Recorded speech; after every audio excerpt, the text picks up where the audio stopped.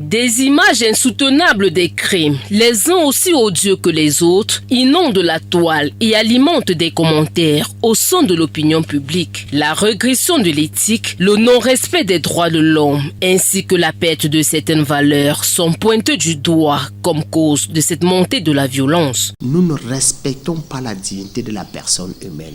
Dans le préambule introductoire de la Déclaration universelle des droits de l'homme, on parle du respect de la dignité de la personne humaine. Ce respect n'est pas pris au sérieux. Il faudrait que chacun d'entre nous comprenne qu'un être humain, ce n'est pas un objet, ce n'est pas un animal, c'est un sujet. Un sujet qui a des droits et des devoirs. Et l'un des droits qu'il a, c'est le droit à la vie. On ne devrait pas lui ôter cette vie-là.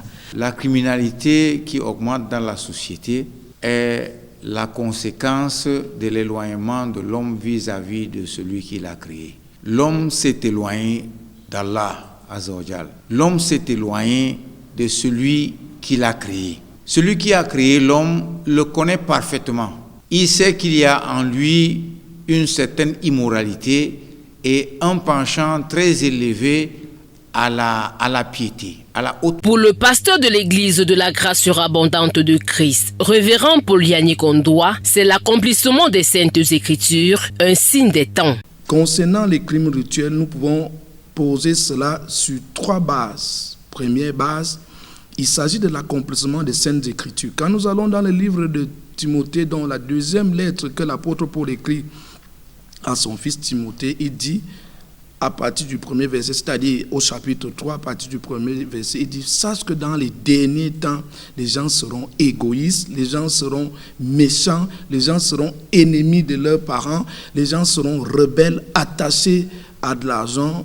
L'apôtre Paul parle des derniers temps. Et ce que nous voyons, et parmi les péchés qu'il est en train d'énoncer, il parle de la cruauté. Il dit que les gens seront cruels. Et c'est ce que nous vivons aujourd'hui.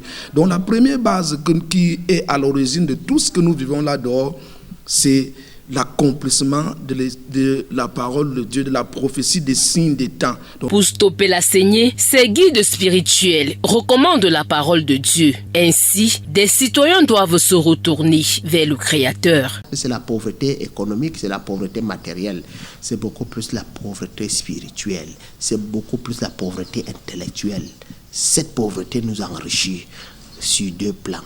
Sur le plan de la lumière naturelle et sur le plan de la lumière surnaturelle. Sur le plan de la lumière naturelle, ça développe notre raison, ça cultive notre raison, ça renforce notre raison sur ses bases.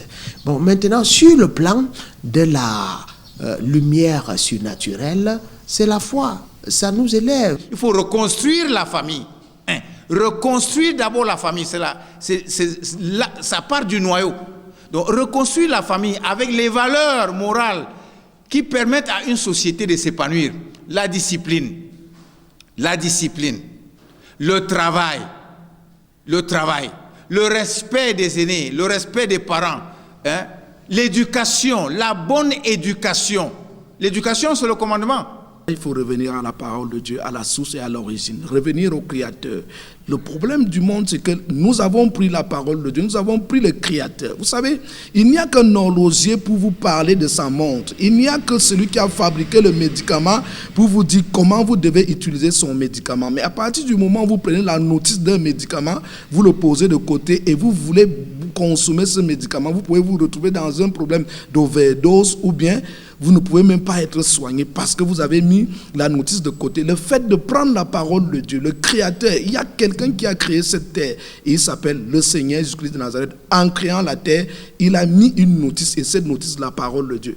Tant que nous n'allons pas revenu au Créateur et à la base qui est la parole de Dieu, nous aurons toujours ce que nous vivons là. Au demeurant, il est conseillé de faire recours aux valeurs africaines, faites de solidarité, d'amour, de pardon et rééduquer l'être humain.